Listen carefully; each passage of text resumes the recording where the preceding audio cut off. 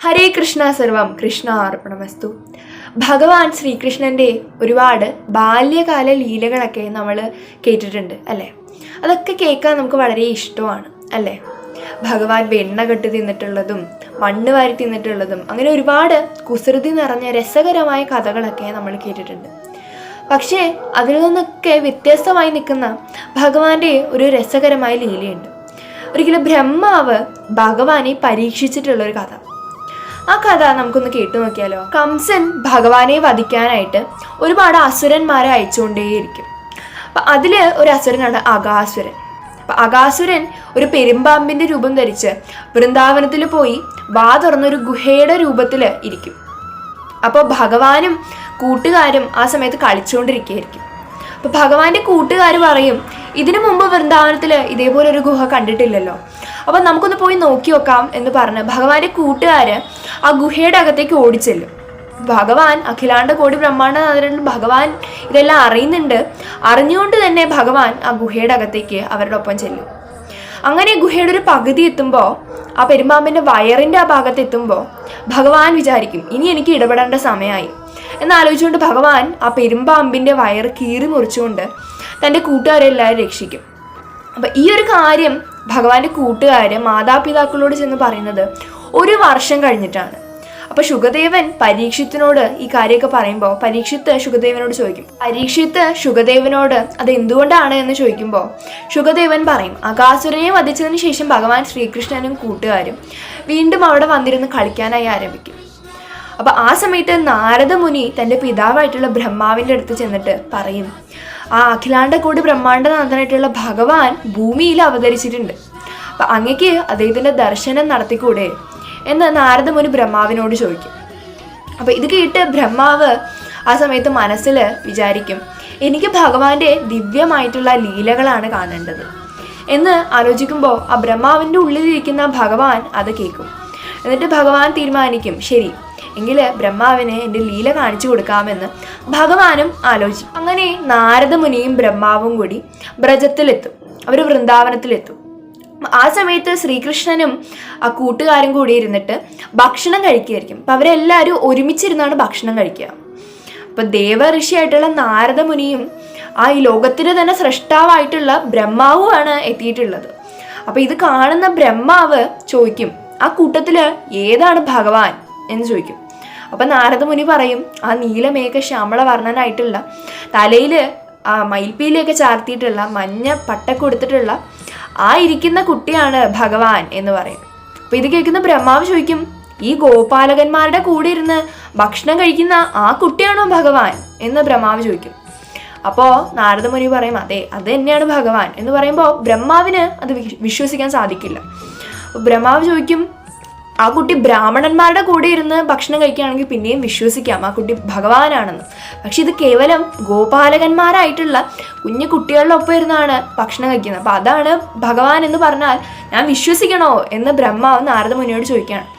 അപ്പോൾ നാരദ മുനി പറയും, ഞാൻ അങ്ങയെ അറിയിക്കാനുള്ളത് അറിയിച്ചിട്ടുണ്ട്, ഇനി എന്ത് വിശ്വസിക്കണം എന്നുള്ളത് അങ്ങയുടെ തീരുമാനമാണ് എന്ന് പറഞ്ഞുകൊണ്ട് നാരദ മുനി അവിടെ നിന്ന് പോകും. ആ സമയത്ത് ബ്രഹ്മാവ് വിചാരിക്കും, ഞാൻ വളരെ അറിവുള്ള ആളാണ്, ഞാൻ ബ്രഹ്മാവാണ്. അപ്പം അങ്ങനെയുള്ള ഞാൻ കേവലം ഈ ഗോപാലകന്മാരുടെ കൂടെ ഇരുന്ന് ഭക്ഷണം കഴിക്കുന്ന ആ കുട്ടിയാണ് ഭഗവാൻ എന്ന് പറഞ്ഞാൽ ഞാൻ വിശ്വസിക്കണോ? എന്നാൽ ശരി, ഒന്ന് പരീക്ഷിച്ച് കളയാം എന്ന് വിചാരിക്കും ബ്രഹ്മാവ്. അപ്പോൾ ഈ ബ്രഹ്മാവിൻ്റെയും ഉള്ളിലിരിക്കുന്ന ആളാണ് അഖിലാണ്ട കോടി ബ്രഹ്മാണ്ടനാഥനായിട്ടുള്ള ഭഗവാൻ. അപ്പം അങ്ങനെയുള്ള ഭഗവാൻ ഇത് അറിയാതിരിക്കുമോ? അപ്പം അങ്ങനെ ബ്രഹ്മാവ് ഭഗവാനെ പരീക്ഷിക്കാനായി തീരുമാനിക്കുമ്പോൾ ആ ഭഗവാനും വിചാരിക്കും, ശരി എന്നാൽ ഒന്ന് നോക്കി നോക്കാം എന്താ സംഭവിക്കുന്നതെന്ന് നമുക്ക് കാണാമെന്ന് വിചാരിച്ച് അങ്ങനെ ഭഗവാനും വിചാരിക്കും. അപ്പോൾ ബ്രഹ്മാവ് എന്ത് ചെയ്യുന്ന വെച്ചാൽ ഈ ഭഗവാനെ കൂടെ ഇരിക്കുന്ന ഈ ഗോപാലകന്മാരെയും പശുക്കുട്ടികളെയൊക്കെ എടുത്തുകൊണ്ട് ആ സുമേരു പർവ്വതത്തിലേക്ക് ചെല്ലും. അങ്ങനെ അവിടെ ഇരിക്കുന്ന കുട്ടികളൊക്കെ അപ്രത്യക്ഷമാവും. അപ്പോൾ ബ്രഹ്മാവ് വിചാരിക്കും, ഈ കുട്ടി ഭഗവാനാണെങ്കിൽ ആ കുട്ടി എന്തായാലും ഇത് അറിയും. അഥവാ ഭഗവാൻ അല്ലെങ്കിൽ ആ കുട്ടി ഇപ്പോൾ കൂട്ടുകാരൊന്നും കണ്ടില്ലെങ്കിൽ കരയാൻ തുടങ്ങും. അപ്പം നമുക്ക് നോക്കാം എന്ന് വിചാരിക്കുകയാണ്. അപ്പം ഇതെല്ലാം അറിയുന്ന ഭഗവാൻ എന്ത് ചെയ്യും? ഭഗവാൻ ബ്രഹ്മാവിൻ്റെ രൂപം ധരിച്ചുകൊണ്ട് ബ്രഹ്മലോകത്തിലേക്ക് ചെല്ലും. എന്നിട്ട് സിംഹാസനത്തിൽ ഇരുന്നു കൊണ്ട് ദ്വാരപാലകരെ വിളിക്കും. എന്നിട്ട് ദ്വാരപാലകരോട് പറയും, ഇവിടെ രണ്ടാമതൊരു ബ്രഹ്മാവ് വരും, അപ്പം ആ ബ്രഹ്മാവിനെ ഒരു കാരണവശാലും ഇതിനകത്തോട്ട് കയറ്റിവിടാൻ പാടില്ല എന്ന് പറയും. അങ്ങനെ ഈ ദ്വാരപാലകർ അത് സമ്മതിക്കുകയും ചെയ്യും. എന്നിട്ട് ബ്രഹ്മാവ് ഈ കുട്ടികളെയും പശുക്കുട്ടികളെയും ഒക്കെ ഒളിപ്പിച്ചതിന് ശേഷം, ഗുഹയിൽ ഒളിപ്പിച്ചതിന് ശേഷം ബ്രഹ്മലോകത്തേക്ക് തിരിച്ചു വരും. അങ്ങനെ തിരിച്ചു വരുന്ന സമയത്തോ ആ ദ്വാരപാലകർ ബ്രഹ്മാവിനെ അതിനകത്തേക്ക് കയറ്റിവിടില്ല. അപ്പോൾ ബ്രഹ്മാവ് വിചാരിക്കും ഇതെന്തുകൊണ്ടാണ് ഇങ്ങനെ സംഭവിക്കുന്നത്. അതിനുശേഷം ബ്രഹ്മാവ് ആലോചിക്കും, ആ ഭഗവാൻ ആ ലോകത്ത് ആ ഭൂമിയിൽ അവതരിച്ചിട്ടുണ്ടെന്ന് നാരദ മുനി പറഞ്ഞല്ലോ, അപ്പം അതുകൊണ്ടായിരിക്കും എന്ന് വിചാരിച്ചുകൊണ്ട് തിരിച്ച് ബ്രഹ്മാവ് വൃന്ദാവനത്തിലേക്ക് ചെല്ലും. അപ്പം ബ്രഹ്മാവ് ഈ ബ്രഹ്മലോകത്തിൽ വന്ന് തിരിച്ച് വൃന്ദാവനത്തിലേക്ക് ചെന്നപ്പോഴേക്കും 1 വർഷം കഴിഞ്ഞിട്ടുണ്ട്. അതായത് ബ്രഹ്മലോകത്തിലെ ഒരു ദിവസമാണ് ഭൂമിയിലെ 1 വർഷം എന്ന് പറയുന്നത്. അപ്പോൾ ബ്രഹ്മാവ് തിരിച്ച് വൃന്ദാവനത്തിലേക്ക് പോയപ്പോഴേക്കും ഭഗവാൻ എന്ത് ചെയ്തു എന്ന് വെച്ചാൽ, ഭഗവാൻ ആ കുട്ടികളുടെയും ഗോപാലകന്മാരുടെയും പശുക്കുട്ടിയുടെയും ഒക്കെ രൂപം ധരിച്ചുകൊണ്ട് തിരിച്ച് അവരുടെ ആ കുട്ടികളുടെ ഗൃഹത്തിലേക്ക് മടങ്ങിയിട്ടുണ്ടായിരുന്നു. അപ്പം ഈ 1 വർഷം മുഴുവനും ഭഗവാനായിരുന്നു ഈ ഗോപാലകന്മാരും ഈ പശുക്കുട്ടിയും ഒക്കെ. പക്ഷേ ആർക്കും ഒന്നും തിരിച്ചറിയാൻ സാധിക്കുന്നുണ്ടായിരുന്നില്ല. കാരണം ഭഗവാനാണ് ആ കുട്ടികളുടെ എല്ലാവരുടെയും ഉള്ളിലിരുന്ന് എല്ലാം അറിയുന്നത്. പക്ഷേ ആകെ ഉണ്ടായിരുന്നൊരു മാറ്റം എന്ന് പറയുന്നത്, ഈ കുട്ടികളുടെയൊക്കെ അമ്മമാർക്ക് തൻ്റെ കുട്ടിയോടുള്ള, തൻ്റെ പുത്രനോടുള്ള ആ സ്നേഹം വർദ്ധിച്ചുകൊണ്ടിരിക്കുകയായിരുന്നു. സാധാരണ ഇവരെല്ലാവരും ആ ഭഗവാനെ കാണാനായിട്ട്, ഭഗവാൻ ശ്രീകൃഷ്ണനെ കാണാനായിട്ട്, ഭഗവാനെ സ്നേഹിക്കാനായിട്ട് നന്ദഗോപരുടെ ഗൃഹത്തിലേക്ക് പോകേണ്ടിയിരുന്നു. പക്ഷെ ഇപ്പോൾ ആ ഭഗവാൻ തന്നെയാണ് അവരുടെ പുത്രനായിട്ട് ഉള്ളത്. അപ്പോൾ അമ്മമാർക്ക് എന്തെന്നില്ലാത്തൊരു സ്നേഹമാണ് ആ കുട്ടീനോട് തോന്നിക്കൊണ്ടിരുന്നത്. മാത്രമല്ല പശുക്കൾക്ക് എല്ലാവർക്കും ആ പശുക്കുട്ടിയോട് അതിയായ സ്നേഹം തോന്നി അവർക്ക് വേണ്ടത്ര പാല് അവർ കൊടുത്തുകൊണ്ടേയിരുന്നു. അതാണ് ഭഗവാൻ നമ്മുടെ ജീവിതത്തിലേക്ക് വരുമ്പോൾ ഉള്ളൊരു മാറ്റം എന്ന് പറയുന്നത്. ഭഗവാൻ നമ്മുടെ ജീവിതത്തിലോട്ട് വരുമ്പോൾ നമുക്ക് എല്ലാവർക്കും അതിയായ ആനന്ദം സംഭവിക്കും. ഒരുപാട് നല്ല കാര്യങ്ങളായിരിക്കും നമ്മുടെ ജീവിതത്തിൽ സംഭവിച്ചുകൊണ്ടേയിരിക്കും.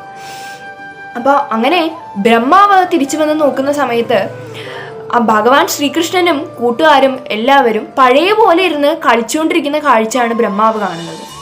അപ്പോൾ ഇത് കാണുന്ന ബ്രഹ്മാവ് ആകെ ആശ്ചര്യത്തോടു കൂടി തിരിച്ച് സുമേരു പർവ്വതത്തിൽ പോയി നോക്കും, കുട്ടികളൊക്കെ അവിടെ ഉണ്ടോ എന്നറിയാനായിട്ട്. അപ്പം അങ്ങനെ തിരിച്ചു പോയി നോക്കുമ്പോൾ ബ്രഹ്മാവ് അവിടെ കുട്ടികളൊക്കെ ബോധമില്ലാതെ കിടക്കുന്നത് കാണും. അപ്പോൾ ബ്രഹ്മാവിന് തിരിച്ചറിവ് വരും. അതായത് ആ കുട്ടികളും പശുക്കുട്ടികളും ഒക്കെ ആയിട്ടുള്ളത് ആ ഭഗവാനാണ്, അഖിലാണ്ട കോടി ബ്രഹ്മാണ്ടനാഥനായിട്ടുള്ള സാക്ഷാൽ ഭഗവാൻ തന്നെ ആ കുട്ടികളുടെ രൂപം ധരിച്ചിരിക്കുകയാണ് എന്നുള്ള ഒരു ബോധം ആ ബ്രഹ്മാവിന് വരും. അങ്ങനെ വീണ്ടും തിരിച്ച് ആ ബ്രഹ്മാവ് പോയി നോക്കുന്ന സമയത്ത് ആ ഓരോ കുട്ടികളുടെയും ഓരോ പശുക്കുട്ടികളുടെയും സ്ഥാനത്ത് ബ്രഹ്മാവ് കാണുന്നത് ആ ശംഖചക്ര ഗദാപത്മത്തോട് കൂടിയിട്ട് ചതുർബാഹു രൂപത്തിലുള്ള ആ നാരായണ സ്വരൂപമാണ് ആ ബ്രഹ്മാവ് കാണുന്നത്.